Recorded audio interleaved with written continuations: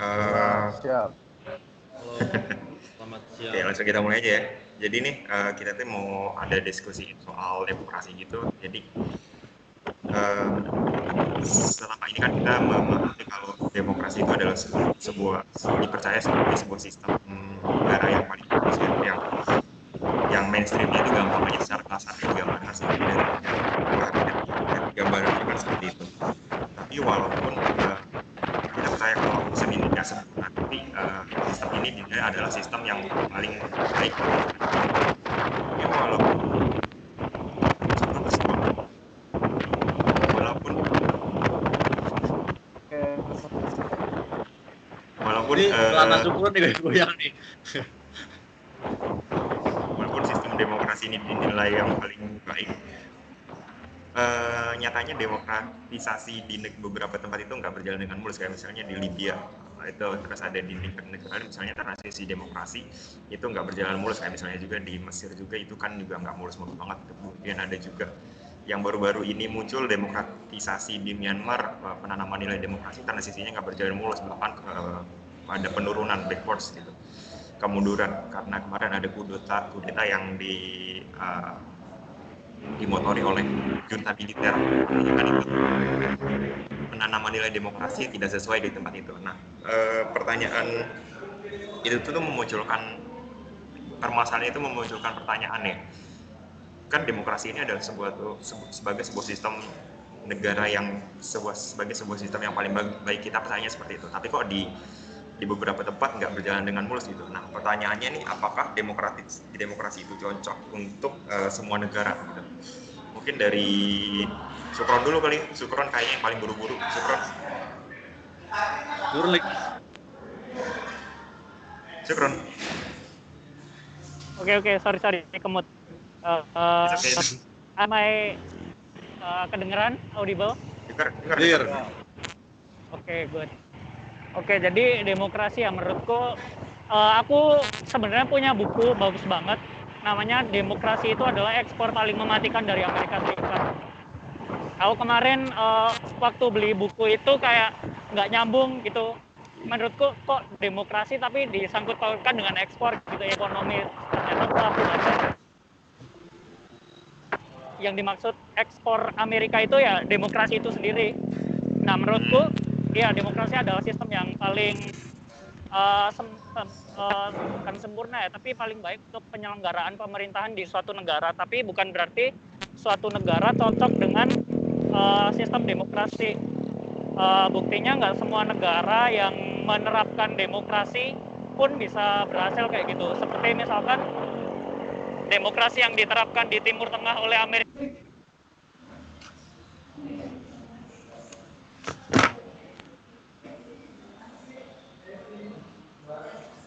Sukron. Halo, Sukron? Nggak denger, hilang. Iya, maaf ya, Sukron emang lagi sibuk. Tapi walaupun seperti itu, kita patut apresiasi karena dia menyempatkan hadir walaupun lagi sibuk, lagi pengen pulang kampung.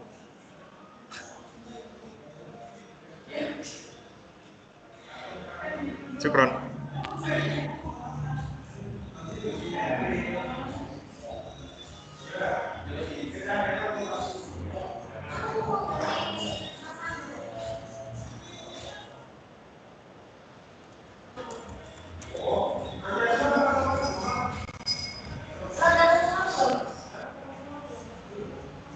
Oke, kayaknya Sukron agak masalah ya.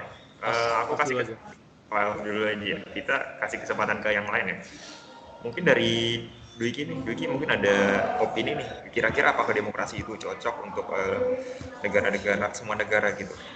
Dan kenapa harus ada demokrasi di negara-negara yang sebelumnya otoriter? Ya, maksudnya sebenarnya kan ini pertanyaan terkait posisi demokrasi di dunia politik global itu kan sudah jadi pertanyaan klasik gitu kan. Dan ya dari dulu gitu, ketika nilai-nilai liberalisme dan demokrasinya itu dicanangkan sebagai end of history gitu, maka ada sebagian kelompok yang merasa bahwa demokrasi ini adalah emang apa ya, tahap terakhir dari evolusi politik dunia gitu. Cuma kan masih emang benar tadi ada pertanyaan bahwa apakah benar ini cocok diterapkan di seluruh dunia gitu, dalam artian tanpa terkecuali gitu, atau mayoritas lah begitu. Dan kalau menurutku sih jawabannya adalah tidak gitu, karena benar kayak kata Syukron tadi, bagaimana dampak apa ya, ekspor ekspor demokrasi oleh Amerika itu punya dampak dan implikasi yang luas gitu. Bukan cuma dari segi apa ya, kenegaraan sendiri, tapi kan ada dampak-dampak terhadap masyarakat lebih luas gitu. Lalu yang pertanyaan kan kenapa bisa begitu? Kenapa nilai-nilai yang di negara barat begitu berlangsung baik, sementara ketika nilai-nilai ini diekspor ke negara-negara tertentu maka tidak berfungsi dengan sebagaimana mestinya gitu. Sebenarnya kan jawabannya kalau menurutku sih lebih kepada pertama itu budaya jelas. Aku pernah baca di salah satu buku gitu, aku lupa apa, cuma aku ingat banget lainnya. Jadi dia ngebahas kondisi geografis beberapa wilayah penting dunia gitu. Dan di salah satu chapter itu ketika ngebahas China, si penulis ini nge-quote kalau nggak salah salah satu official pemerintahan China gitu, yang bilang kalau apa yang membuat Amerika berpikir nilai-nilai demokrasi itu cocok dengan budaya yang berbeda gitu. Sementara sebenarnya kan ini punya koneksi yang erat gitu kalau kita lihat bagaimana Amerika ini mencoba menerapkan nilai-nilai demokrasi itu di negara-negara lain seperti di Timur Tengah begitu, tanpa memperhatikan ya banyak hal, aspek-aspek budaya, demografi, dan hal-hal seperti itu yang ya kalau kita lihat misalkan pasca 2011 Arab Spring gitu, kalau kita lihat di media pada umumnya kan narasi utamanya adalah kelompok-kelompok di wilayah-wilayah tersebut menyadari bahwa mereka itu diopresi gitu, mereka itu ditekan oleh pemerintah yang otoriter gitu. Tapi menurutku kan cuma sebagian cerita aja dari fenomena yang terjadi begitu. Kita media-media baratnya cenderung mengabaikan pada kelompok yang merasa pemerintahan yang otoriter itu samping begitu, samping hal-hal yang terjadi, mereka merasa pemerintahan seperti itu lebih cocok begitu. Ini hal yang cenderung diabaikan begitu di media-media mainstream, media-media utama gitu, di mana fokus utamanya mungkin adalah opresi dan beberapa hal seperti itu. Jadi kan ini kan pandangan-pandangan yang diabaikan ini kan pada akhirnya narasi tersendiri begitu, yang menganggap bahwa ya emang harusnya kita berada di negara yang demokrasi begitu. Mungkin sih kayak gitu. Oke, menarik. Karena Ricky sempat nyinggung Arab Spring tadi. Aku pernah ada di sebuah kelas Bu Mahya gitu, kelas resolusi konflik. Bu Mahya itu, aku lupa jelasin teori apa, tapi apa yang dia jelaskan itu dia kebetulan tumbang. Maka menurut asumsinya Bu Mahya waktu itu, model terbaik untuk menyelenggarakan pemerintahan baru yang telah turun itu adalah demokrasi gitu. Gimana menanamkan nilai demokrasi yang sebelumnya adalah negara otoritarian gitu. Artinya kan ada sebuah membentuk pemerintahan baru yang sebelumnya otoriter dengan pemerintah yang demokratis gitu. Dan gimana tanggapan Mudik, apakah itu tepat gitu? Karena kalau sudah otoriter itu kan sebelumnya dia legitimasinya tinggi banget gitu. Dan ketika udah turun dia kan udah nggak punya legitimasi lagi tuh. Dan mungkin ada sebuah trauma tersendiri gitu kalau misalnya sistem pemerintahnya sama seperti yang sebelumnya gitu, yang apa-apa ada opresi kayak gitu. Gimana menurut dengan hal itu?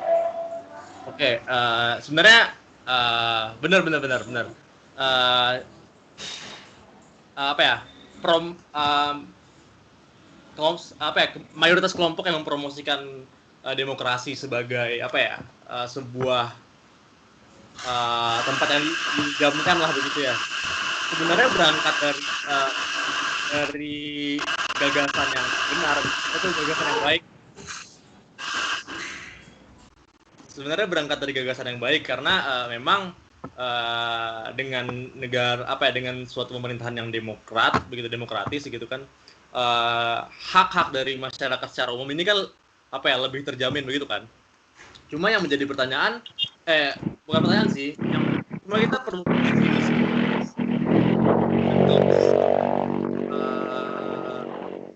untuk demokrasi yang seperti apa. Karena ini menurutku hampir demokrasi itu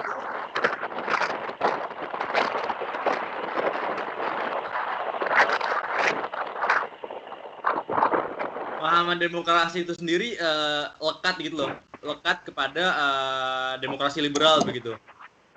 Karena kan sebenarnya ada berbagai variasi itu ya, berbagai variasi gagasan demokrasi yang sebenarnya mungkin bisa menjadi sebuah alternatif begitu. Dan kalau ditanya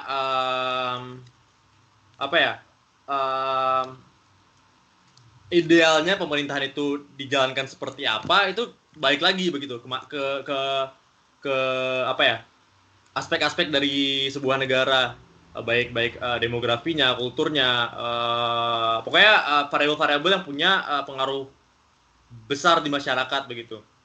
Nah sebenarnya ketika membahas demokrasi dan dan ada hal yang lebih menarik begitu loh kalau menurutku dibandingkan kita menanyakan apakah demokrasi ini benar-benar jadi sebuah puncak pencapaian ideologi politik dunia begitu.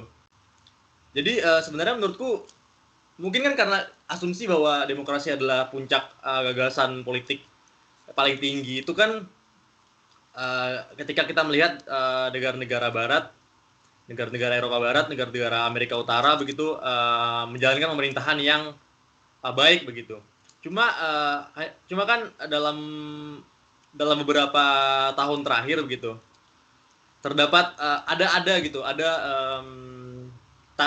simbol-simbol tanda-tanda bahwa ada penurunan dari kualitas pemerintahan itu. Jadi sebenarnya yang perlu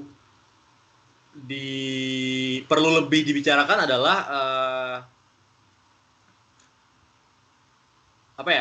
bagaimana apakah demokrasi ini bakal sustainable untuk kedepannya begitu.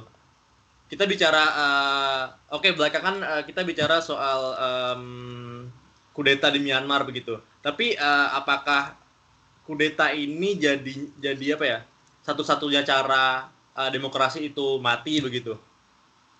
Kita juga cenderung cenderung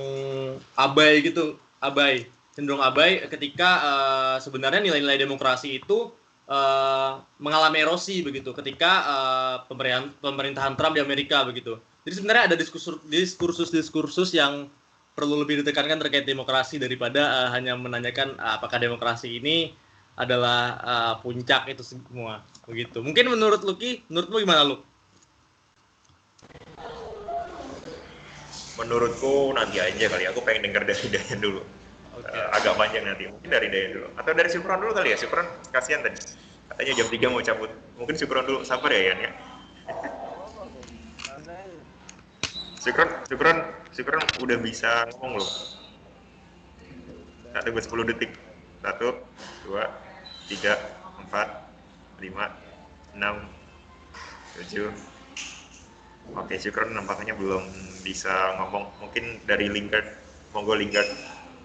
Makasih ya. Kemarin bisa cetak 2 gol juga akhirnya.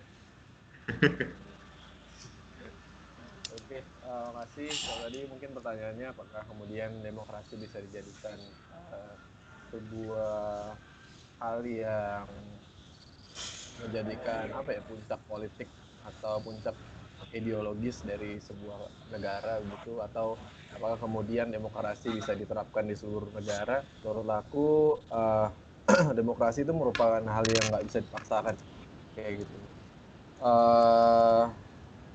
Kalau kita bicara tentang tadi nyambung tentang ekspor demokrasi dari Amerika Serikat, contohnya ke wilayah Libya yang kemudian menggunakan NATO, kemudian menewaskan Gaddafi, itu kan menurut saya cukup dipaksakan. Sebenarnya sampai sekarang juga, kalau nggak salah mungkin bisa dikomentari juga, Libya belum secara utuh punya pemerintahan yang settle gitu ya, karena terdapat beberapa kelompok yang mungkin menginginkan kepemimpinan di situ. Nah, ini yang kemudian menurutku menjadi sebuah hal yang cukup dipaksakan gitu ya. Ketika demokrasi dipaksakan, maka ada hal-hal yang sebenarnya melewati masalah-masalah yang sebenarnya terjadi di wilayah tersebut, kayak masalah tadi Diki juga bilang masalah budaya, sosial, apa kemudian demokrasi cocok atau tidak, itu menurut aku kembali ke bagaimana masyarakat menerima hal tersebut. Kayak gitu. Kalau aku Oke, thank you ya. Jadi menurutmu ada hal yang tidak bisa dipaksakan, tapi menurutmu gimana kalau misalnya sebuah gini ya, kalau aku lihat semakin kesini tuh kayak demokrasi itu secara universal diterima sebagai sebuah model yang paling bagus gitu. Kita lihat UN misalnya, kalau misalnya ada konflik di mana mereka mengencourage negara-negara yang konflik untuk menggunakan sistem yang sedemokratis mungkin gitu buat memperbaiki situasi di negaranya gitu. Apakah itu bisa dinamakan sebagai sebuah hal yang dipaksakan atau kayak gimana? Dan mungkin nyambung lagi gitu ya, karena tuntutan masyarakat juga, karena bagi masyarakat kan sistem yang paling bagus karena mereka tidak mau diapresi atau apa, itu kan mereka percayanya sebuah sistem demokrasi itu makanya sebagai sebuah sistem yang paling bagus gitu. Dan gimana menurut kamu? Apakah gimana sih transisi yang paling bagus gitu loh ya menurutmu ya? Karena kan emang nggak bisa dipaksakan kan? Apakah emang perlu dipaksakan dengan transisi yang pelan-pelan atau gimana menurutmu? Maksudnya dipaksakan soal transisi gitu ya? Kayak mungkin dari otoritarian ke demokrasi gitu ya? Atau mungkin UN. Kalau UN sih menurutku karena sudah ada kesepakatan di awal ya.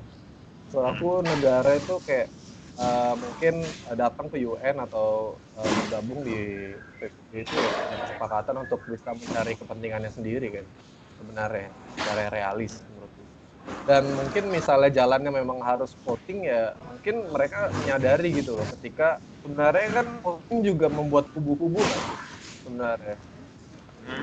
Kalau menurut voting kan juga kadang membuat kubu-kubu gitu, dan yang mayoritas tetap menjadi pemenang. Nah, sebenarnya aku sih belum terlalu paham ya bagaimana kemudian kita bisa menerima sebuah transisi yang dimana sebuah hal yang sudah diyakini gitu loh. Kayak demokrasi ini mungkin bagian negara sudah yakin begitu bahwa demokrasi adalah salah satu cara yang terbaik gitu, untuk bisa memberikan atau mengeluarkan sebuah resolusi lah bagi sebuah konflik.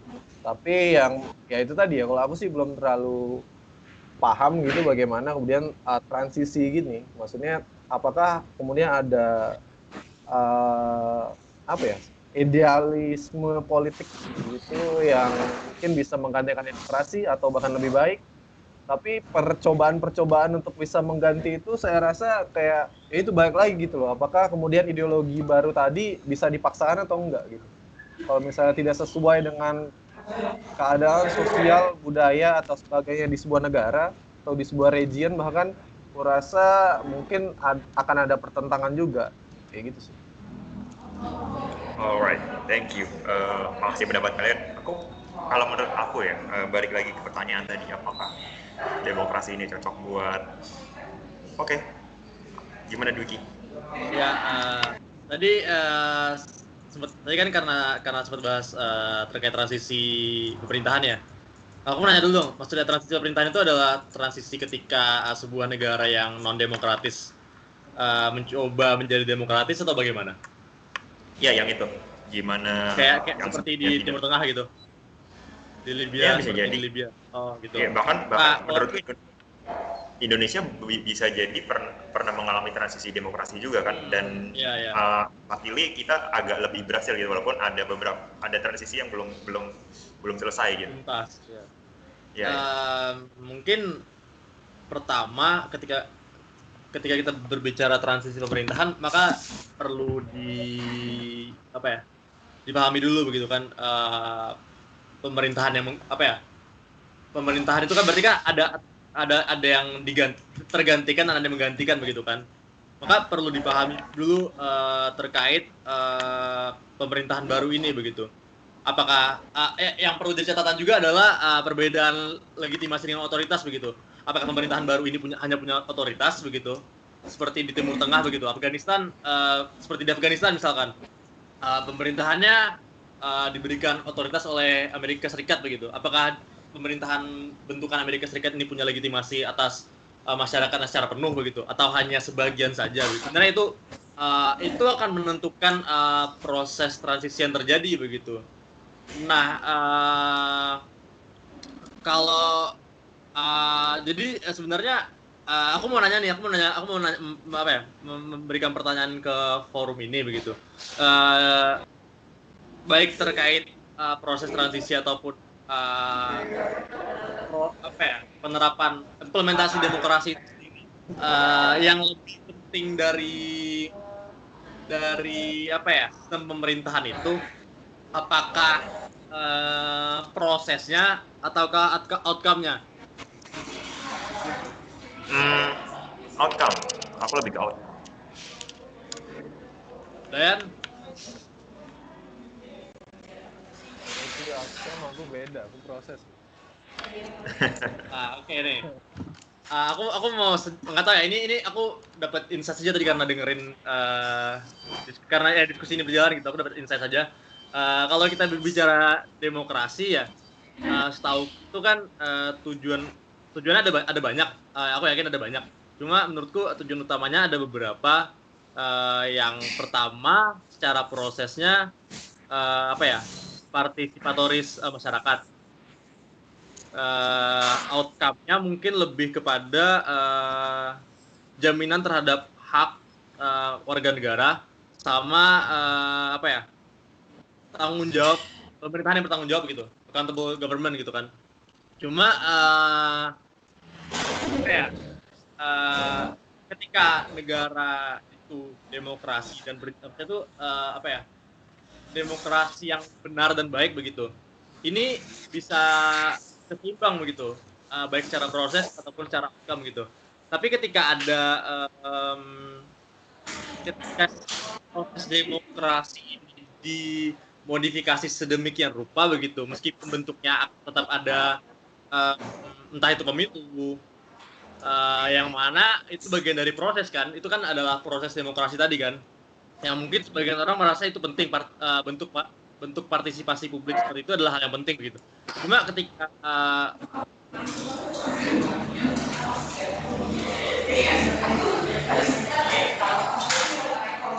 untuk pemerintahannya dibentuk sedemikian rupa, maka menurut aku terkadang partisipasi publik dalam pemilu seperti itu hanya akan jadi ilusi begitu loh.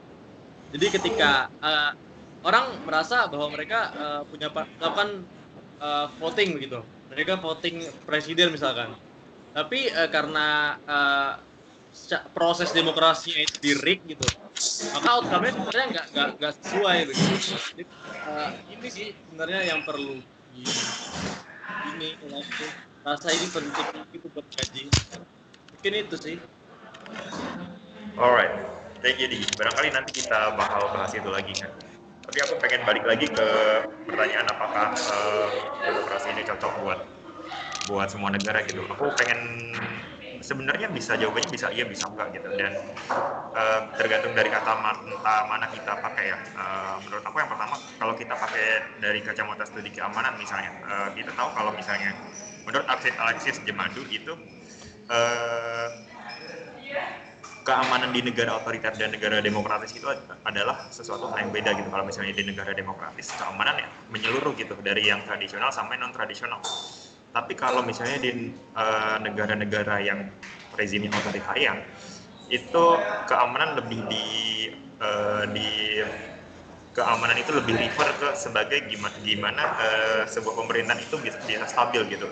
Gimana pemerintahan itu bisa stabil. Kita lihat misalnya ke Rusia, terus Korea Utara gitu, pemerintahnya stabil. Adapun kalau misalnya kritik-kritik kan langsung hilang gitu. Kemarin misalnya Navalny langsung diciduk gitu. Karena kalau misalnya Navalny itu dibiarin aja, barangkali legitimasi dari Putin itu bisa terganggu ya kan. Dan kalau misalnya Putin bisa misalnya besok misalnya dikudeta gitu oleh siapa gitu, kan belum tentu Rusia ini sestabil waktu di zaman Putin gitu, karena emang legitimasi dari Putin ini kuat banget dan powernya juga kuat banget. Makanya di rezim otoritarian itu lebih keamanan itu lebih gimana pemerintah itu bisa stabil, dan untuk menjamin stabilitas ini mereka itu ya butuh opresi gitu, mereka butuh menggembosi oposisi gitu biar nggak ribut-ribut.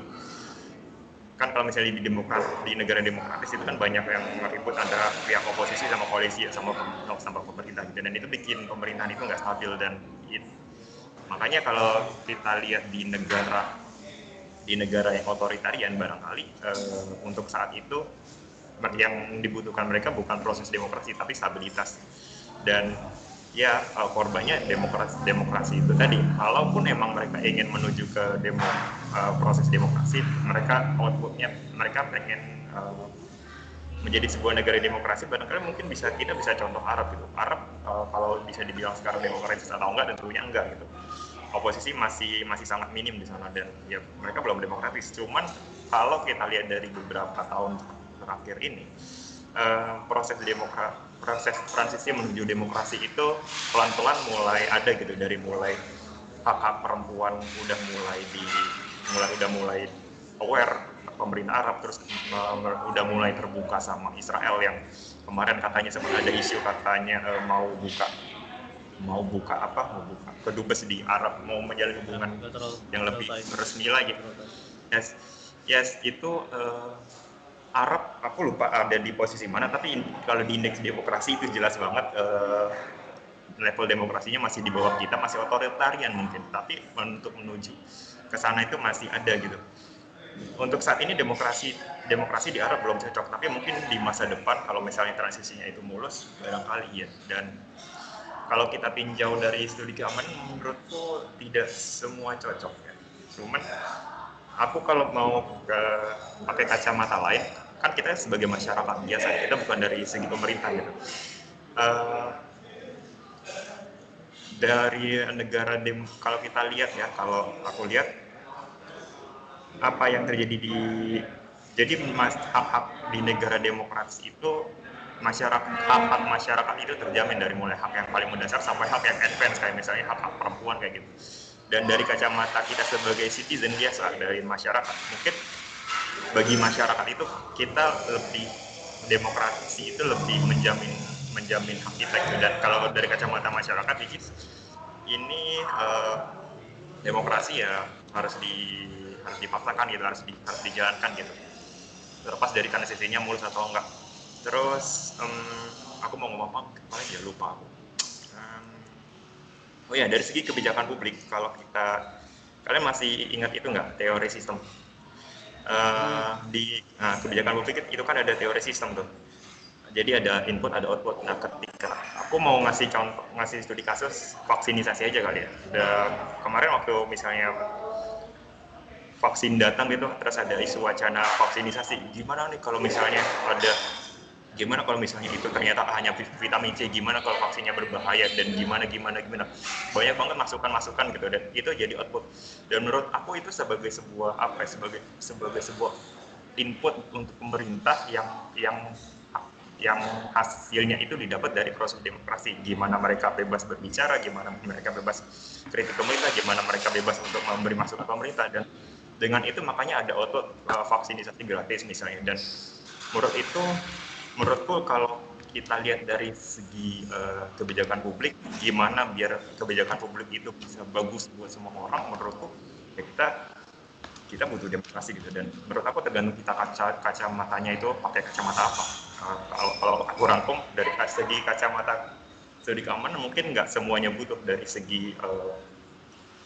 segi kebijakan publik mungkin butuh gitu, dan dari segi citizen jelas butuh banget. Menurut aku itu. Dan aku mau narik isu demokrasi ini ke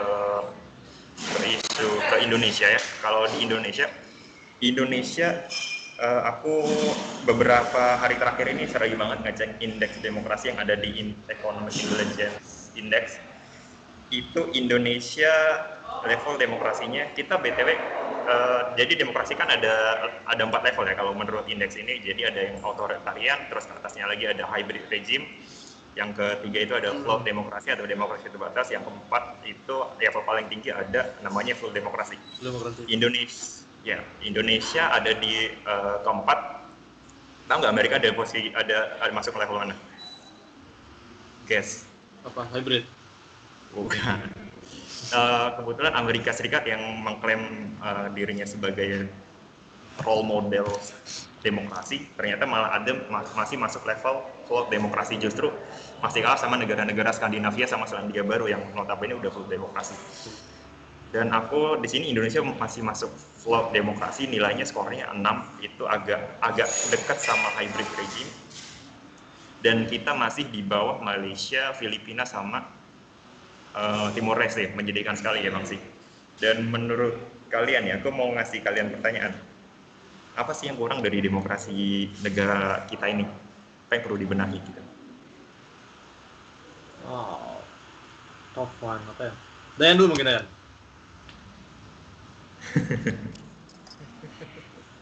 Oke, makasih. Dari aku sih banyak mungkin orang Indonesia yang menganggap demokrasi hanya sebagai bentuknya itu hanya sebagai pemilu gitu loh, teman-teman. Mungkin banyak orang yang kemudian menuntut dirinya karena mempunyai partisipasi politik yang besar, dia merasa bahwa oke, inilah demokrasi gitu loh. Tapi di sisi lain apa ya? Yang perlu dibenahi sih apa ya? Kadang pemilu bukan menjadi salah satu hal yang udah paling mutlak untuk bisa menentukan keberadaan demokrasi di semua negara, tapi bagaimana kemudian masyarakat itu paham sebenarnya demokrasi itu bentuknya seperti apa. Kemudian pemerintah juga punya tugas yang besar ya teman-teman. Tapi memang sebenarnya secara apa ya, mungkin secara garis besar kan mungkin pemerintah tidak bisa kemudian menjangkau seluruh lapisan masyarakat untuk kemudian bisa menjelaskan gitu kan. Itu mungkin hal yang mustahil lah kalau bisa aku bilang ya. Tapi yang perlu dibenahi adalah itu tadi, bagaimana kemudian pemerintah itu bisa memastikan seluruh badan-badannya itu bekerja sesuai unsur-unsur demokrasi kayak gitu sih. Kalau sekarang kita lihat kan bagaimana kemudian orang yang diamanahi demokrasi tersebut seringkali membuat apa ya, masalah-masalah tersendiri untuk kayak masalah-masalah sosial dan sebagainya. Dan kadang juga bisa dibilang negara demokrasi juga nggak sepenuhnya demokrasi gitu. Kemarin masalah soal EPI, penembakan Laskar FPI itu merupakan ini juga sih menurut aku pelanggaran HAM dan demokrasi juga kayak gitu sih. Dan yang perlu dibenahi itu tadi sih, bagaimana kemudian pemerintah bisa bersosialisasi dan bernegosiasi gitu loh dengan seluruh lapisan masyarakat melalui badan-badan yang dimiliki oleh pemerintah itu sendiri kayak gitu. Wakil rakyat tuh bukan cuma untuk nge-vote doang, wakil rakyat bukan cuma ngomong di parlemen doang, tapi wakil rakyat nggak pernah turun, masalahnya itu kalau aku lihat sih. Jadi apakah kemudian masyarakat hanya menganggap demokrasi sebagai pemilu? Jawabannya iya, tapi apakah masyarakat tahu demokrasi itu tadi ada berbagai macamnya dan levelnya? Ya mungkin nggak ngerti juga gitu. Apakah masyarakat juga butuh pemahaman yang layak dan luas seperti itu juga mungkin bisa dipertanyakan kembali sih. Kalau aku sih kayak gitu.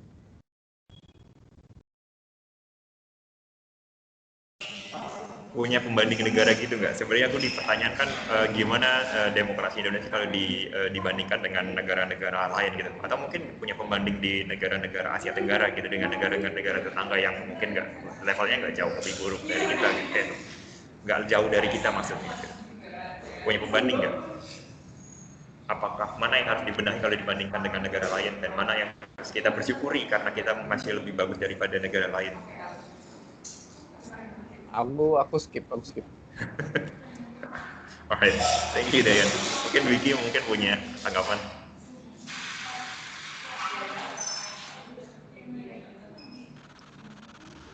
Oke, nah, ya sebenarnya kalau apa sih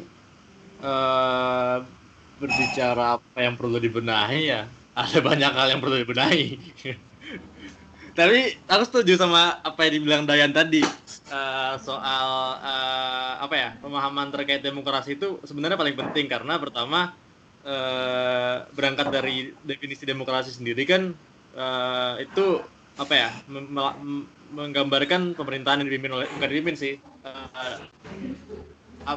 menggambarkan pemerintahan yang mengharuskan adanya partisipasi masyarakat gitu yang cukup besar. Nah kayak kata Dayan tadi aku masyarakat pada umumnya gitu grassroots lay people orang-orang awam bahkan menganggap bahwa apa ya demokrasi yang paling besar memang adalah pilpres begitu. Tapi kan yang paling berpengaruh terhadap kita semua ini sebenarnya kan ada di pileg-pileg daerah dan DPR pusat misalkan. Cuma kan masih belum semua orang begitu yang memahami itu. Mereka ketika berbicara demokrasi yang akan dipikirkan adalah pilpres begitu. Padahal kan meskipun presiden punya otoritas tertinggi, tapi kan yang akan mewakilkan kita itu adalah legislasi ini gitu. Itu pertama. Apalagi ya kalau ditanya pembanding di Asia Tenggara khususnya sebenarnya nggak jauh-jauh beda.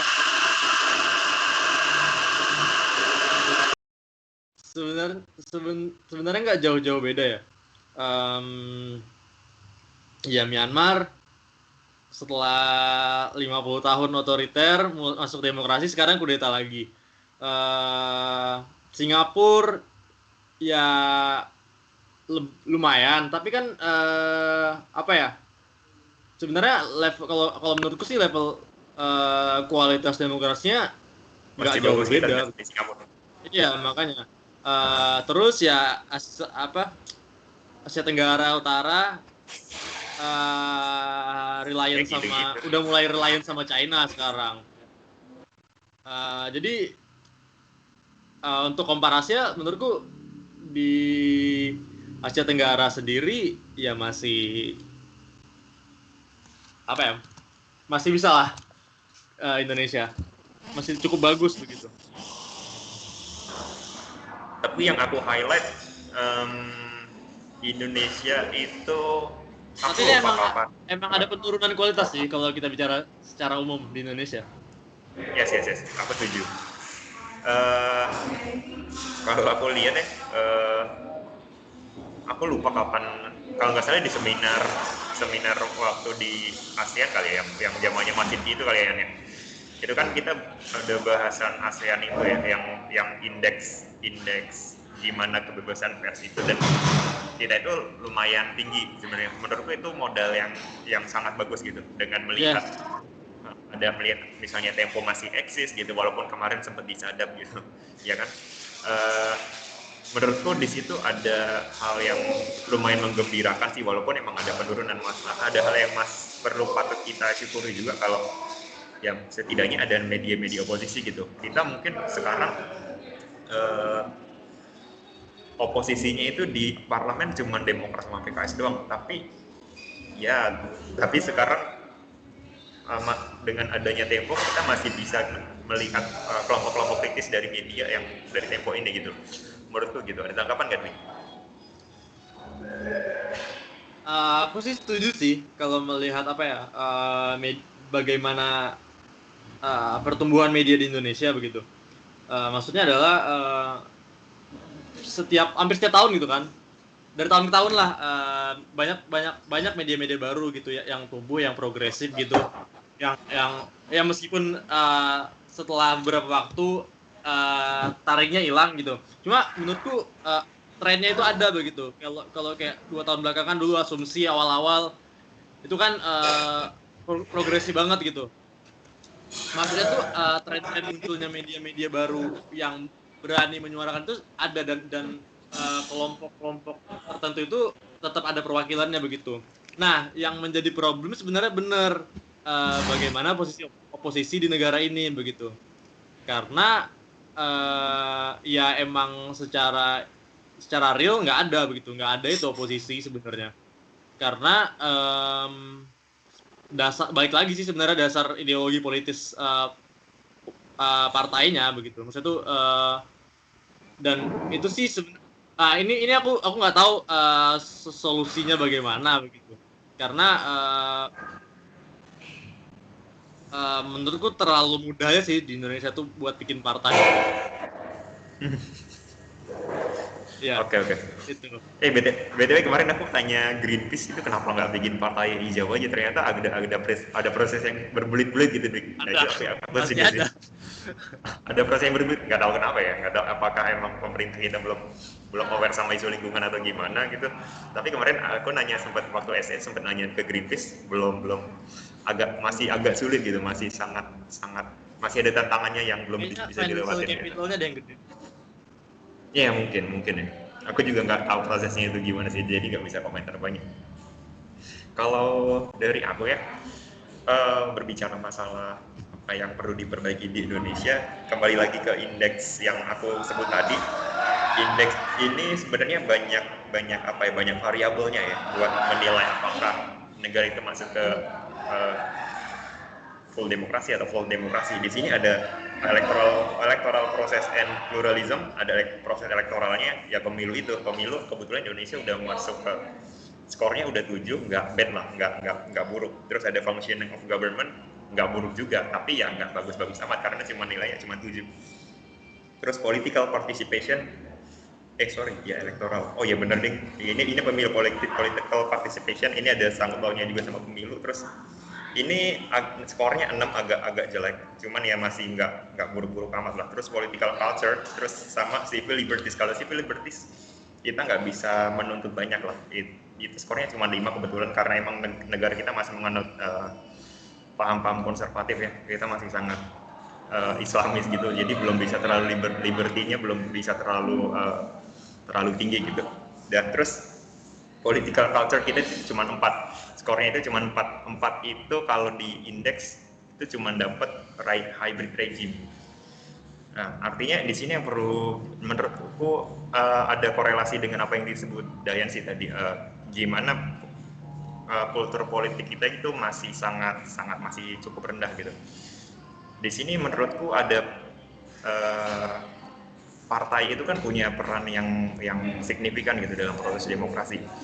Selain mereka bersuara di parlemen gitu, mereka juga punya peran untuk memberikan edukasi politik kepada masyarakat gitu. Apakah itu jalan? Menurutku apa yang aku lihat sekarang seperti itu, saya mungkin belum jalan gitu. Mereka ya apa yang mereka lakukan kayaknya yang aku lihat cuma sebagai sebuah untuk gaining suara elektoral aja, nggak memberikan edukasi politik gitu. Kalau misalnya aku lihat di Twitter terus di sosmed lah intinya, kalau misalnya ada isu-isu politik ya debatnya gitu-gitu aja, nggak berkualitas gitu, nggak berkualitas. Dari situ aku paham, kayaknya pendidikan politik kita kurang nih. Nah maka dari itu outputnya jadi political culture kita itu masih buruk. Percuma kalau misalnya kita dikasih liberty yang sebebas-bebasnya, percuma juga kalau misalnya dikasih apalah gitu kita.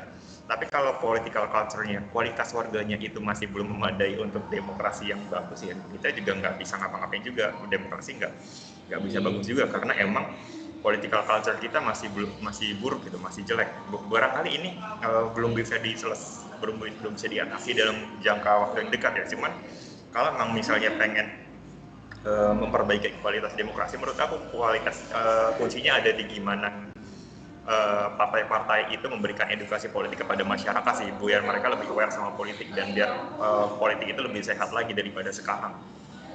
Menurut aku itu sih. Terus kalau misalnya ini juga ada korelasinya sama gimana pemerintah itu berfungsi atau enggak. Kalau misalnya aku belajar dari Perancis ya, sebenarnya kan political participation di Indonesia itu enggak tinggi-tinggi amat, cuman 6 gitu.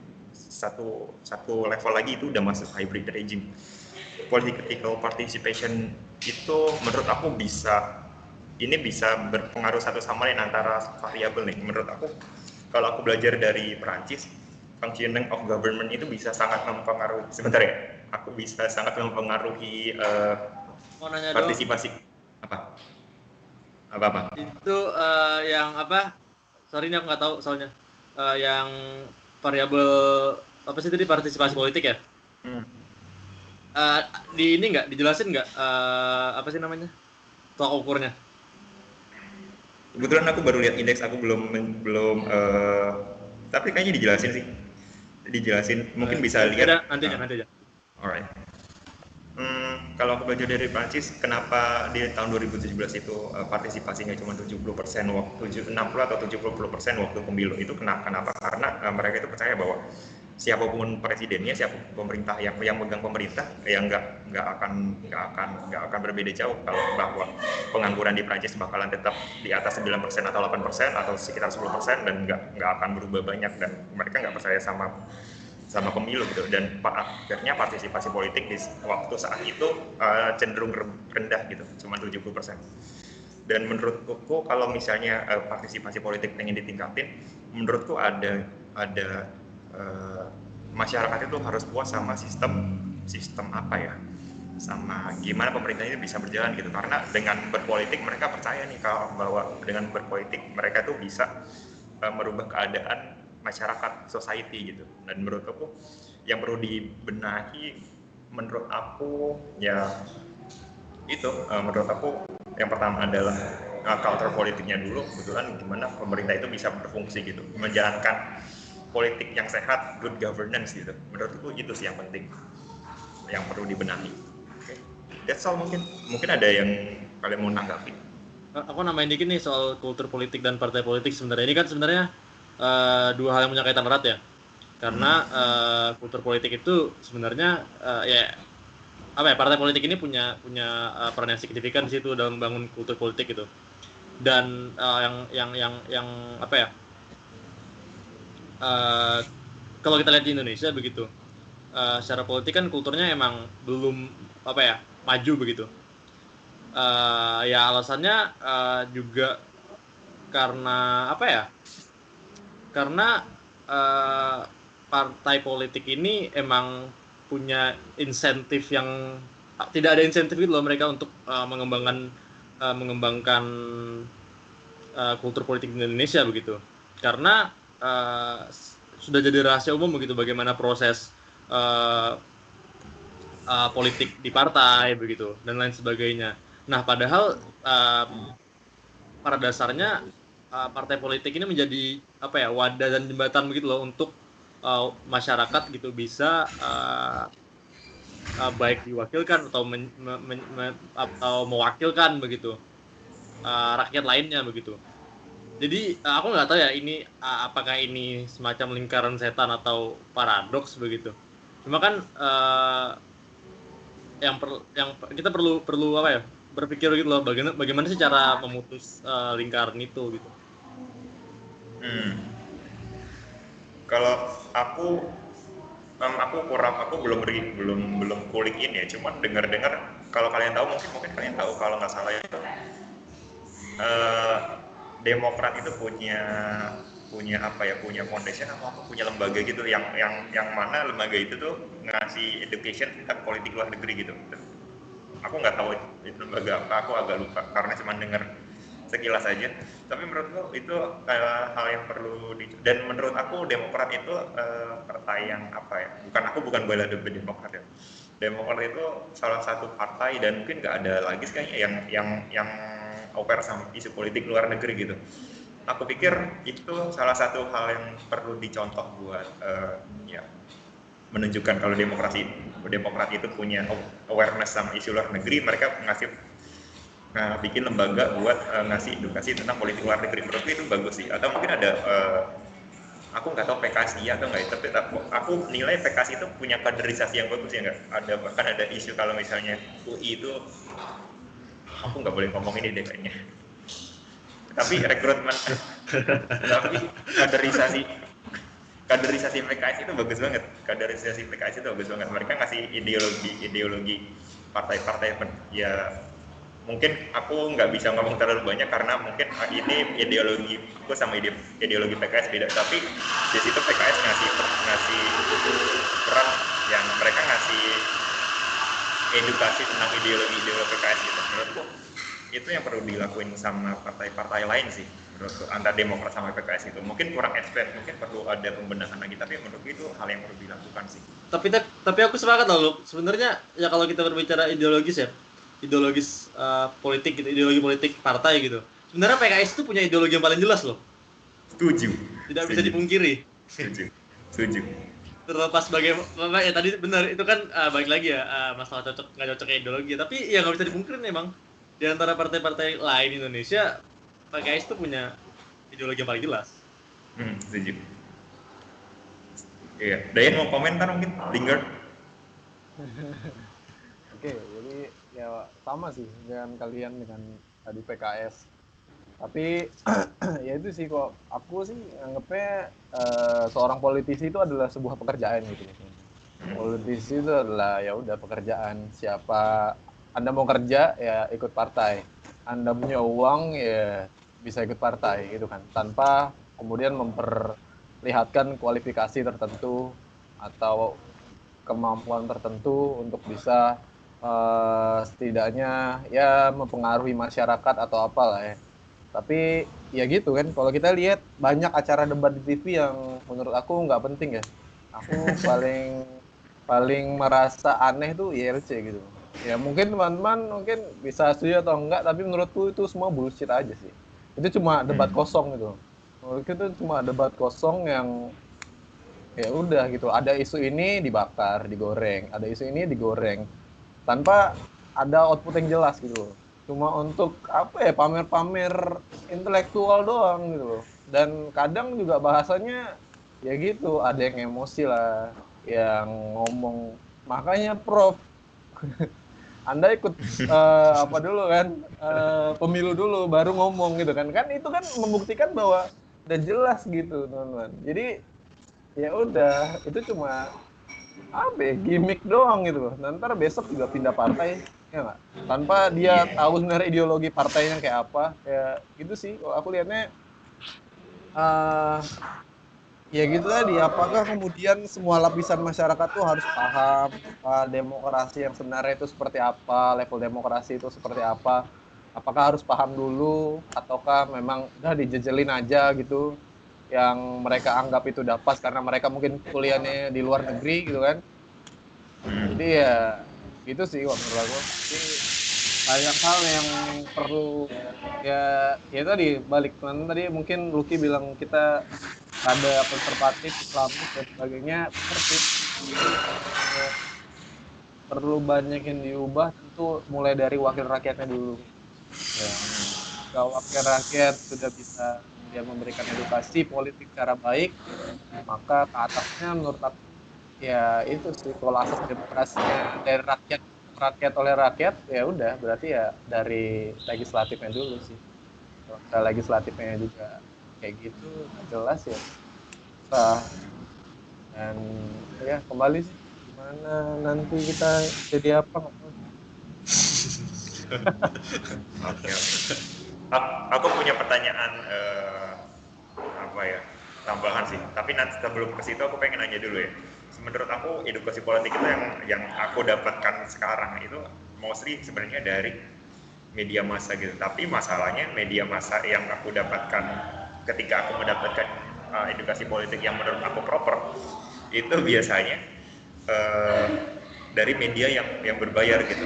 Misalnya kalau kalian pernah langganan Kompas yang berbayar sama yang kompas.com yang gratis, itu beda banget kualitasnya, beda banget. Jadi gimana ya, masalahnya itu di sisi lain masyarakat kita kan masih belum aware sama media itu jadi kayak ya bobo gitu. Di sisi lain mereka nggak aware sama media, terus sekalinya media adalah media yang notabene bukan media yang premium, yang proper gitu buat memberi edukasi politik. Menurutku aku pengen minta tanggapan kalian mengenai hal ini gitu, karena menurut aku media itu corong paling utama gitu dari ya buat edukasi politik. Ada tanggapan nggak? Ya boleh. Ya, sebenarnya bener sih, mungkin kan karena ada apa ya, pertama kan kita perlu acknowledge dulu kalau kita tuh kan telah ataupun sedang ya mengalami transisi kan dari sesuatu yang fisik ke digital begitu. Jadi kalau dulu gitu kan kita konvensional gitu kan, orang-orang beli koran, pemasukan koran jelas gitu, ada sekian eksemplar per hari begitu, dananya jelas. Kalau sekarang kan bentuknya itu adalah digital dan orang cenderung mengkonsumsi secara gratis begitu. Jadi kalau aku sih aku nggak bisa pungkirin sih ada penurunan kualitas di situ begitu. Karena ya kita nggak bisa bohong juga, ini media-media yang memberikan memberikan berita secara gratis kan, mereka juga punya karyawan dan mereka punya ya ada hal-hal yang sebenarnya itu teknis lah, teknis dan inilah yang punya dampak terhadap bagaimana peran media itu pengaruh media itu terganggu begitu. Nah jadi sebenarnya kalau kalian ataupun ya kita misalkan yang punya privilege buat konsumsi media-media yang berbayar gitu, langganan, sebenarnya emang pasti akan jelas banget perbedaannya sama media-media yang gratisan begitu. Cuma tuh kalau kata Lucky tadi kan ya aku juga ngerasa aku belajar soal soal politik dan juga partisipasiku sebagai masyarakat sipil di dunia di negara demokrasi emang dari media begitu. Aku malah balik mau nanya jadinya Luke. Jadi sebenarnya edukasi soal partisipasi politik ini perlu dengan spesifik nggak sih diajarkan oleh negara gitu di sebuah kan begitu?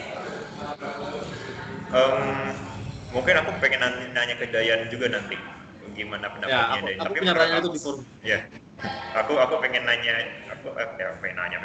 bilang bahwa ya negara juga punya kepentingan buat gimana demokrasi ini bisa berjalan dengan sehat. Menurut aku paling utama wajib itu negara harus mengedukasi masyarakat gimana untuk bernegara, gimana untuk menjalankan proses demokrasi, gimana untuk berpolitik gitu. Menurutku utamanya negara itu spesifik harus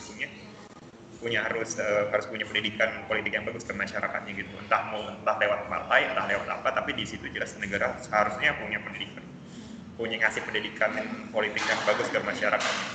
Tapi ya ada opsi-opsi lain gitu, yang nggak wajib juga sih, cuman kalau misalnya iya bagus gitu. Sebenarnya kita punya relawan juga gitu, kalau kita punya relawan yang ngasih pendidikan politik secara gratis gitu. Kalau misalnya kalian ikutin, jadi Poljok itu kan, akun meme shitpost itu sebenarnya kan punya anak akun gitu, namanya Puspenpol. Walaupun itu edukasinya dikit banget, cuman di permukaan, tapi menurut itu ada upaya yang bagus gitu. Gimana biar masyarakat awam itu bisa interest ke isu-isu politik, gimana memperkenalkan, siapa tahu nantinya bisa belajar lebih advance lagi. Selain itu kan ya ada media-media alternatif gitu loh, kayak misalnya kontekstual, IR Corner itu kita perlu apresiasi juga gitu kalau misalnya ada masyarakat awam yang baca itu, yang artikelnya itu dari kita dari masyarakat umum, mahasiswa, intelek yang mungkin lagi gabut terus nulis, ya mereka juga di situ melakukan sebuah edukasi politik ke masyarakat awam gitu. Nggak wajib, cuman perlu diapresiasi juga gitu. Dan mungkin trik-trik Twitter yang mungkin sehat dan dari orang yang benar-benar awam gitu, aku pikir Twitter platform yang bagus buat ngasih edukasi politik gitu. Tapi harus bisa dipertanggungjawabkan juga, jangan sampai ngasih false information gitu menurut aku. Tapi gimana pun itu hal yang bagus sih menurut aku. Aku masuk dulu. Ya. Enggak, aku mau nambahin dikit sih. Sebenarnya nanti habis Dayan. Sebenarnya aku sepakat sih. Sebenarnya sosial media itu udah jadi salah satu platform gitu. Baik itu blog atau website, blog, sosial media secara keseluruhan terhadap edukasi politik gitu. Cuma yang menjadi urgensi adalah bagaimana hal ini gitu bisa mencapai masyarakat yang lebih luas begitu loh maksudku. Karena kalau boleh jujur bahkan nggak semua orang yang main Twitter termasuk dalam bubble yang yang punya bahasan cakupan politik seperti itu gitu. Jadi sebenarnya ya concern-nya itu kenapa aku tadi mempertanyakan apakah perlu ada state sponsored education di dalam terkait politik ataupun bentuk-bentuk edukasi alternatif, misalkan ada sebuah badannya atau apapun itu. Ini tujuannya sebenarnya ya itu tadi untuk memperluas jangkauan pendidikan politik itu sendiri sih. Dean mungkin. Ya, makasih. Kalau aku gini, sebenarnya apakah negara punya kewajiban secara khusus untuk memberikan edukasi politik? Sebenarnya perlu. Namun kadang apakah kemudian pembelajaran yang diberikan oleh negara tersebut sudah 100% trusted gitu loh di mata masyarakat? Apakah kemudian masyarakat tidak berpikir bahwa ya udahlah itu cuma propaganda pemerintah aja gitu loh? Sedangkan kalau kita lihat di Indonesia kan banyak ya media-media yang berkembang ya, mulai dari mungkin media tentang media biasa, atau mungkin ya teman-teman lihat mungkin banyak yang oppose sama pemerintah, kayak mungkin yang membawa agama-agama tertentu itu ya, tahu mungkin Lucky apa namanya lupa siapa itu, nggak tahu, yang bikin media-media untuk bisa mempropaganda masyarakat. Dan sebenarnya kalau teman-teman ngeliatin siapa bentuk pengajar sih aku lihat, karena kadang ada yang bilang bahwa anak kecil tuh nggak usah diajarin politik dulu lah gitu, maksudnya belajar yang lain dulu baru belajar politik gitu kan. Kadang ada juga yang bilang kayak gitu, tapi ya tergantung sih bagaimana kemudian masyarakat, apakah masyarakat sepenuhnya percaya pada pemerintah begitu. Apakah kemudian masyarakat tidak menganggap bahwa hal itu hanyalah sebuah propaganda untuk bisa menjelaskan politik, identitas politik yang dimiliki oleh negara gitu, atau pemerintah atau penguasa. Kayak gitu sih. Tapi kalau misalnya kalau di Indonesia sih tetap berkembang ya, dan gampang ya teman-teman, kalau teman-teman punya blog atau punya media sosial aja bisa berbagi apapun di situ. Tentang pandangan politik teman-teman, dan mungkin yang mengonsumsi juga orang-orang yang tertarik di situ gitu. Dan sedangkan mungkin orang-orang yang mungkin tertarik hanya dengan entertainment-nya doang di Twitter, mungkin entah hashtag apapun itu kan yang sekarang lagi rame, ya tetap aja gitu loh teman-teman. Jadi kalau misalnya penyebar luasan dilakukan oleh sebuah negara juga kemudian tidak bisa menjadi hal yang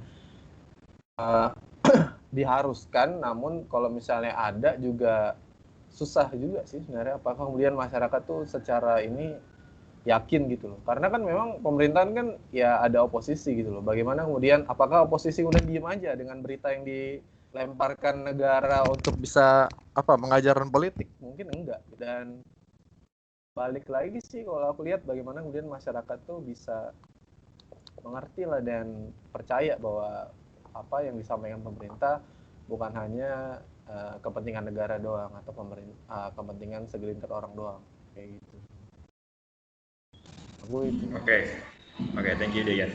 Apa yang Dayan bilang itu ada benarnya juga sih, kalau misalnya negara yang advance nanti malah dianggap propaganda. Tapi kalau menurut aku masih wajib apapun itu, entah lewat partai menurutku yang paling wajib sih untuk memberi edukasi politik. Nah, maka dari itu aku pikir di samping yang aku bilang berkewajiban itu, misalnya partai perlu ada aktor-aktor juga yang memberikan yang sebagai alternatif kayak misalnya media independen tadi kayak mungkin IR Corner atau kontekstual atau apalah itu sama jadi promosi gue. Jadi menurut aku itu atau akademisi bahkan itu juga bisa jadi alternatif untuk mengimbangi kalau misalnya dianggap pihak-pihak yang berwajib untuk memberikan edukasi politik ini malah jadi propaganda. Menurutku perlu ada alternatif sih, cuman untuk menetralkan atau counter untuk mengimbangi lah. Dugi mungkin ada komen lagi tuh. Media sih. Benar. Karena ya itu media punya peran netral kan sebenarnya. Pers itu kan punya peran penting di demokrasi. Cuma kan yang menjadi masalah adalah konflik kepentingan taipan media begitu doang sih sebenarnya. Jadi sebenarnya secara ideal emang mungkin ya seperti yang kita apa sih pengalaman kita begitu. Selama orang itu nggak apatis begitu, kurasa pengetahuan politik itu akan tumbuh begitu ketika dia mengikuti media, terus ya punya concern tersendiri lah begitu. Tapi kayaknya bagaimanapun apa ya akan ada batasan-batasannya sih. Apa tuh? Thank you. Gak apa-apa. Voucher.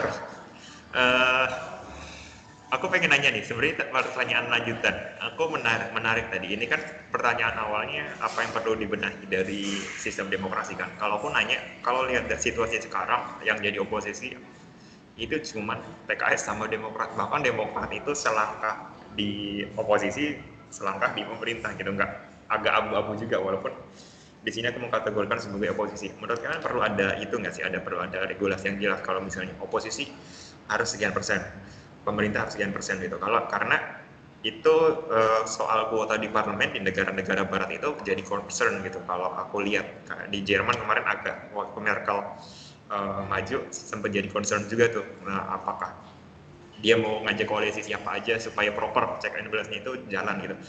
Menurut kalian sekarang kan nggak ada nih yang pasti harus berapa persen oposisi, harus berapa persen koalisi. Menurut kalian perlu ada itu nggak sih? Perlu ada persenan yang jelas nggak sih? Mungkin dibuat aturan perlu ada persenan yang jelas supaya check and balance-nya itu bisa jalan gitu. Karena oposisi sekarang itu cukup bisa dibilang cukup lemah gitu. Lempem. Betul.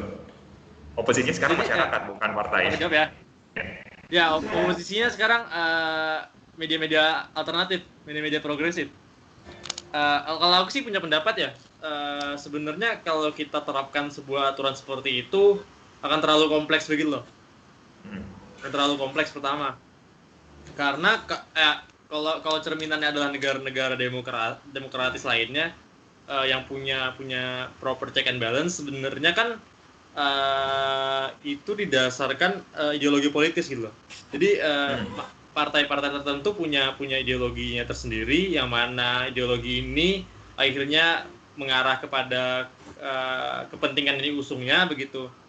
Yang mana kan nanti setiap partai politik ini punya kepentingan masing-masing, dan ketika mereka ada di parlemen, akhirnya hasil negosiasi parlemen itu jadinya kompromi, benar begitu kan? Idealnya begitu, idealnya parlemen itu. Cuma kan kalau kita lihat di Indonesia emang itu kan nggak ada, maksud itu hal yang menjadi yang menjadi akar dari kalau ya bukan proses sih, ya bisa jadi bilang proses itu nggak ada. Dan aku nggak tahu ya apakah emang kalau katamu tadi lo kayak perlu kita buat sebuah aturan jadinya kita membuat sesuatu yang artifisial sih kalau menurut aku. Dan aku nggak tahu sih maksudnya itu dampaknya akan ada dampak nyata atau tidak dari itu.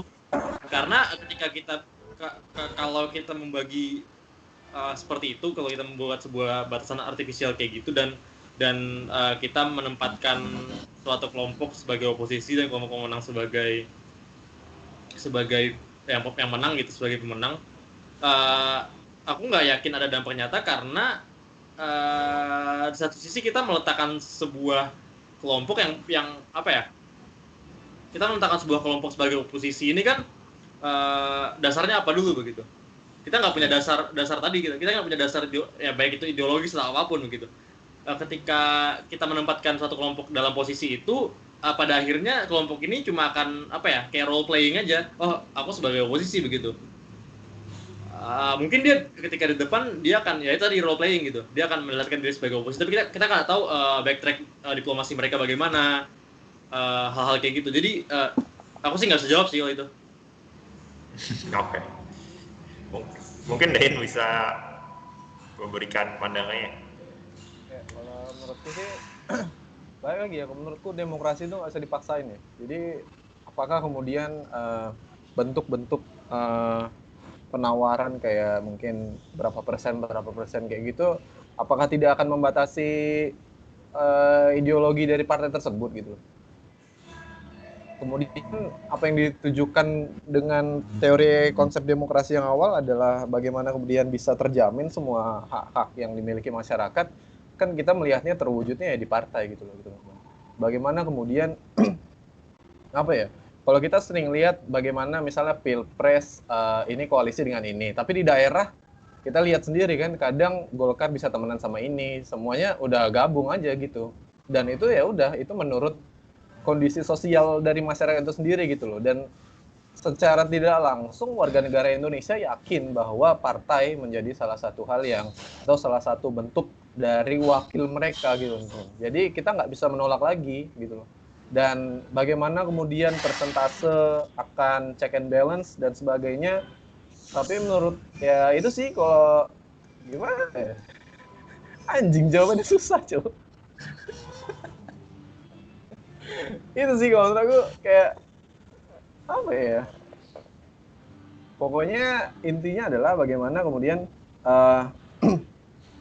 masyarakat tuh sebenarnya udah tahu gitu kan, bagaimana kadang masyarakat udah bisa nebak, alah ini yang menang nih, alah ntar bupatinya si ini, alah bupatinya si ini, kadang adiknya yang menang gitu kan. Kalau kita sendiri lihatnya di daerah kayak gitu. Dan kalau kita lihat ideologi dari partai politik Indonesia juga kan kadang nggak jelas ya, kadang bisa pindah ke sini, pindah ke sana, temenan sama ini, temenan sama sana.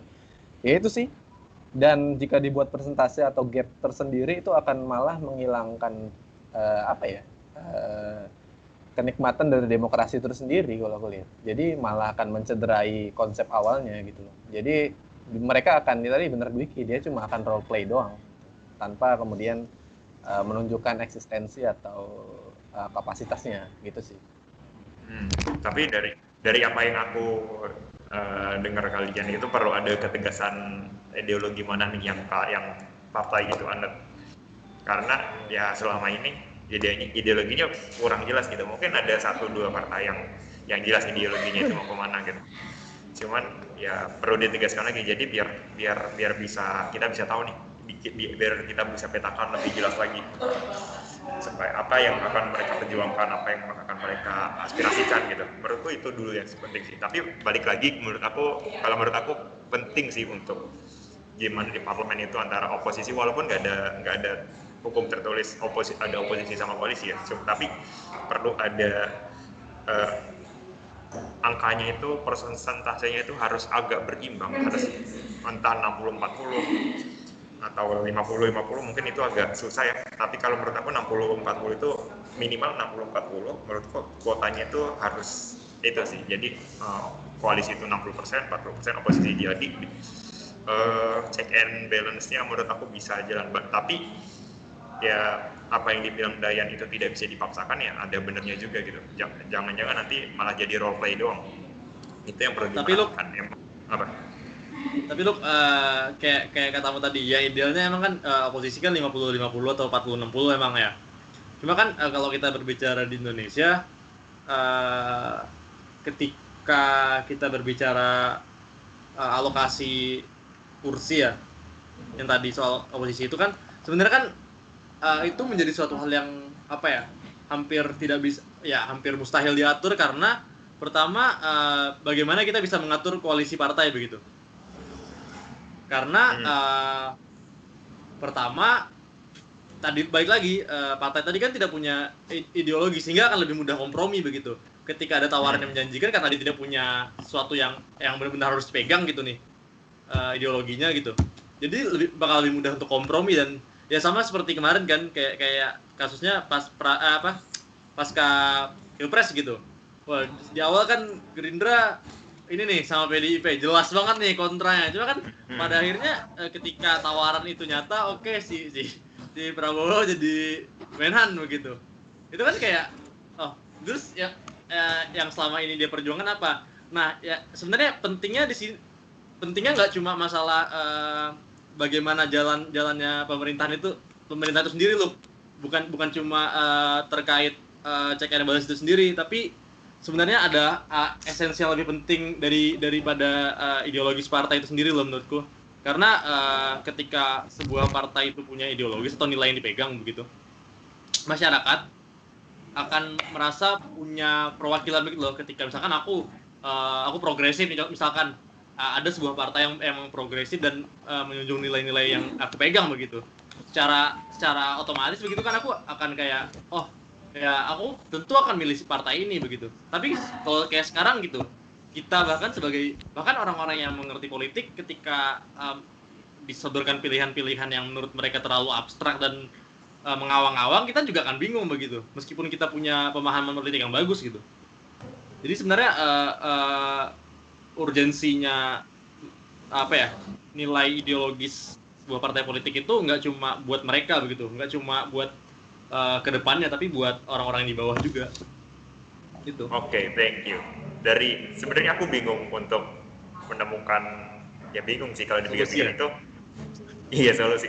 Nah itu makanya aku sekarang paham kenapa di indeks economic intelligence itu political culture kita poinnya itu masih 4. Ya emang masih banyak PR ternyata.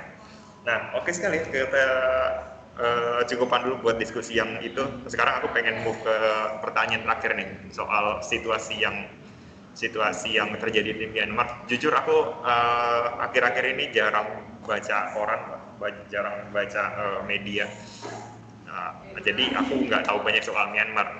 Mungkin kalian bisa menjelaskan lebih apa yang terjadi di Myanmar nih dan kenapa terjadi, gimana ke depannya? Dayan, silakan Dayan. Teman jago udah. Ini harusnya Sukron sih. Itu adalah highlights dari segala hal yang terjadi di Myanmar. Iya benar. Itu yang rame loh di Twitter, itu yang rame bro. Oh iya. Gimana? Siapa yang mau jawab? Ini harusnya jawab Sukron nih, orang yang concern ASC yang terjadi itu ASEAN, ASC malah pergi. Tapi ya kalau aku lihat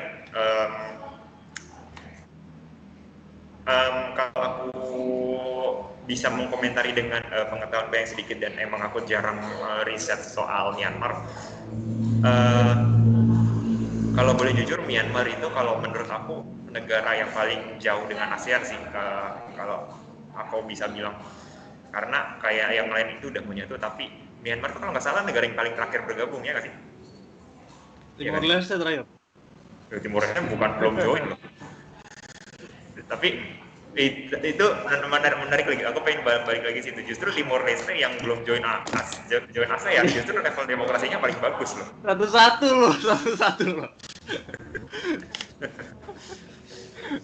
Justru level demokrasinya paling bagus. Nah kalau Myanmar ini aku pikir negara yang paling jauh dengan ASEAN ya, kayak negara yang paling nggak sesuai dengan nilai-nilai ASEAN lah kalau menurut aku. Dan menurut aku agak bingung untuk menjelaskan ya, tapi aku agak aneh sih. Jadi kan aku highlight dulu kasusnya ya. Jadi ada kudeta kebetulan di Myanmar tanggal 1 Februari kemarin. Kudeta oleh militer, kudetanya terhadap hasil pemilu yang diduga banyak kecurangan. ada beberapa juta kecurangan gitu. Dan kebetulan Aung San Suu Kyi itu tuh menang 80% suara ya.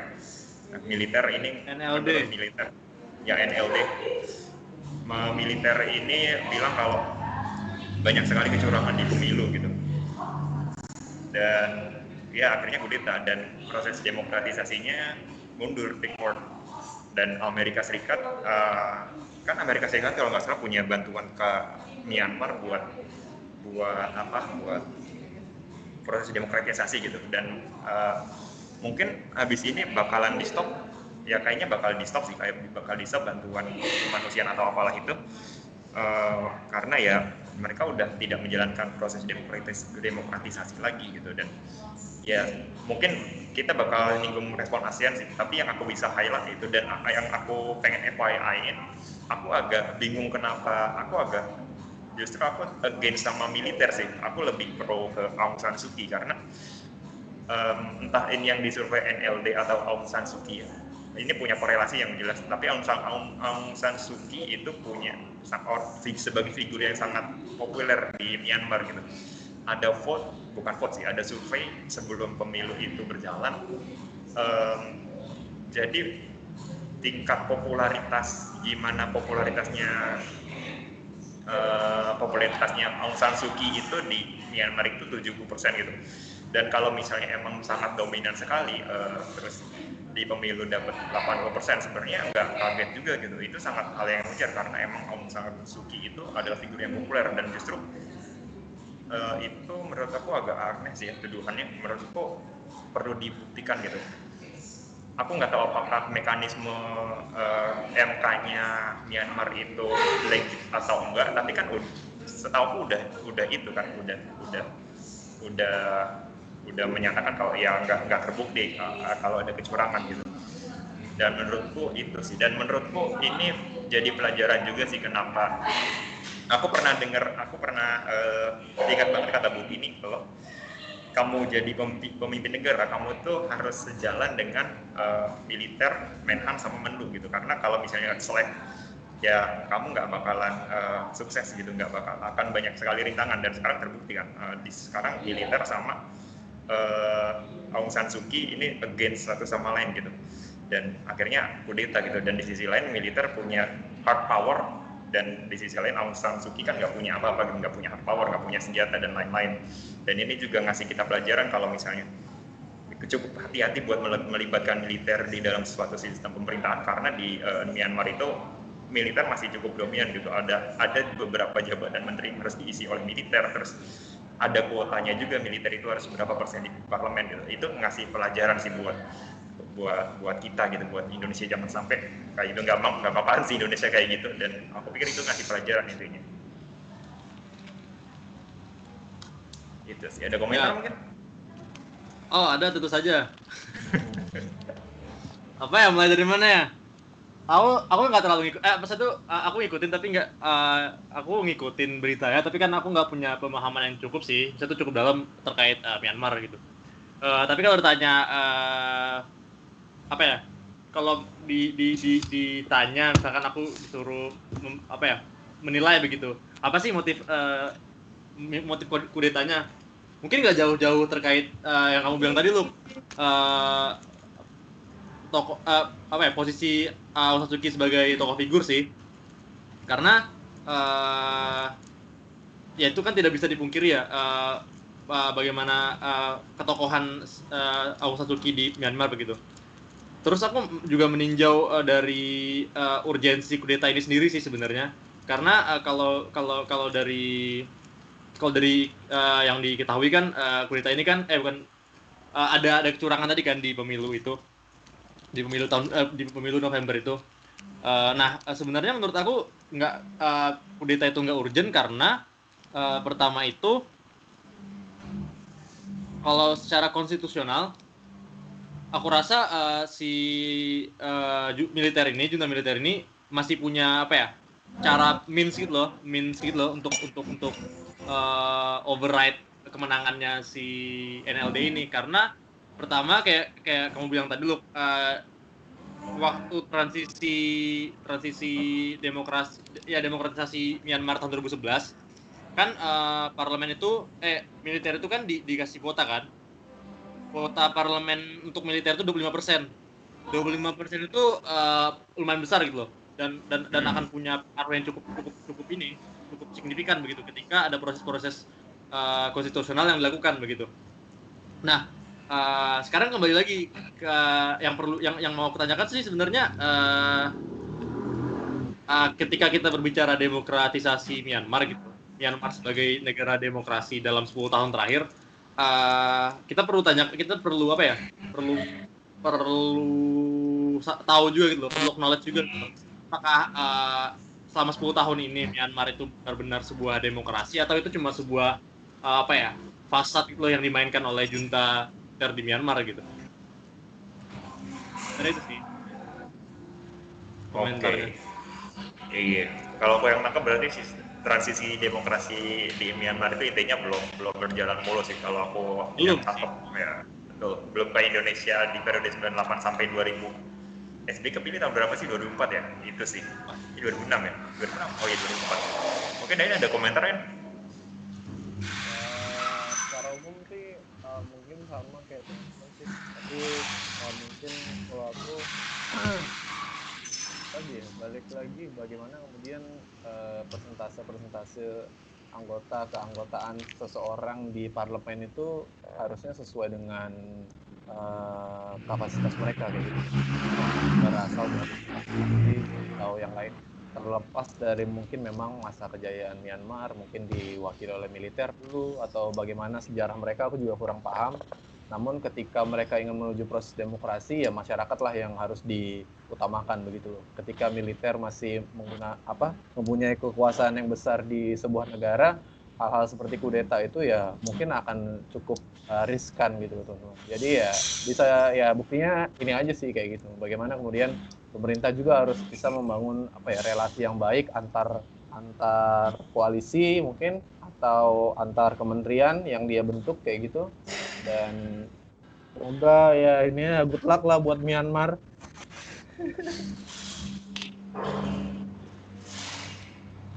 Ini sebenarnya kita perlu kembali ke ini tadi loh terkait legitimasi dan otoritas. Karena kalau Myanmar saya melihatnya NLD punya legitimasi di masyarakat dan dunia begitu. Tapi mereka nggak punya kemampuan untuk menjadi pihak yang punya otoritas itu. Benar itu? Yes. Nah, itu agak PR sih, aku setuju. Karena emang abis proses kudeta kan di Myanmar juga lumayan banyak protes ya karena emang banyak sekali yang karena NLD ini sebagai partai yang populer gitu. Emang protesnya itu nggak kayak di Minsk, nggak kayak di Belarus, tapi ada kayak di Thailand 3 jari ya kalau nggak salah di Thailand ya kayak gitu sih. Jadi ya apa yang bilang di Dwi itu benar sih jadi kalau antara pihak yang punya otoritas itu tidak punya legitimasi dan di sisi lain yang punya legitimasi itu nggak punya otoritas, jadi kayaknya gitu sih. Pemerintahan dia harus punya dua-duanya. Iya betul, that's right. Apalagi ya, ada yang mau ditambahin mungkin? Apa sih udah sih segitu aja apa ya yang juga sih pengen kalian omongin tapi belum sempat diomongkan. Udah About democracy mana or final statement mungkin udah apa udah sih ya, intinya gitu. Kalau bisa aku simpulkan dari tadi yang pertama pertanyaan pertama apa sih? Oh iya, jadi demokrasi itu demokrasi nggak bisa dipaksakan jelas, dan belum tentu semua negara itu cocok dengan demokrasi. Jadi demokrasi itu kita harus tahu seberapa demokrasinya itu harus gimana buat menjalankan sebuah negara gitu, nggak bisa dipaksakan kalau demokrasi semua. Terus yang kedua, kita kayaknya punya banyak PR di budaya politik gitu. Iya kan ya, dan punya banyak PR juga soal demokrasi di Indonesia, utamanya kayak kita banyak sekali bahas tadi pendidikan politik yang sangat berkorelasi dengan budaya politik gitu, pendidikan politik. Dan yang soal Myanmar ya gitu. Oke, itu aja kali. Semoga kalian sehat. Bye bye.